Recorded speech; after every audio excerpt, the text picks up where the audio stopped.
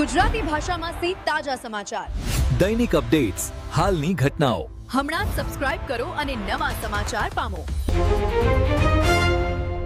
વાવથરા પંથકમાં ચકચાર.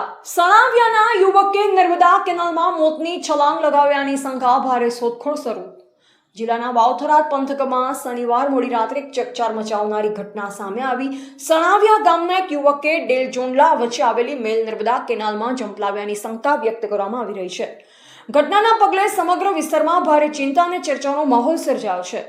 પ્રાથમિક માહિતી મુજબ યુવક રાત્રે અંદાજે 11 વાગે કેનાલ તરફ ગયો. ત્યારબાદ તે ગુમ થતા સ્થાનિકોમાં તેણે કેનાલમાં ઝંપલાવ્યો હોવાની ચર્ચા શરૂ થઈ. ઘટનાની જાણ થતાં ફાયર વિભાગની ટીમ અને સ્થાનિક તંત્ર તાત્કાલિક સ્થળ પર પહોંચી કેનાલમાં સઘન શોધખોળ શરૂ કરી.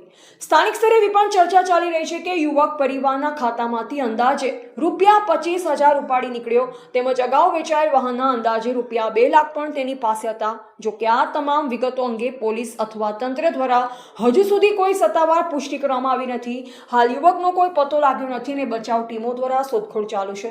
પોલીસ સમગ્ર મામલે તપાસ કરી રહી છે. સત્તાવાર માહિતી મળ્યા બાદ જ ઘટનાનું સાચું કારણ અને હકીકત સ્પષ્ટ થશે. એવા રણાભાઈ પારેગી, વાવથરાદ.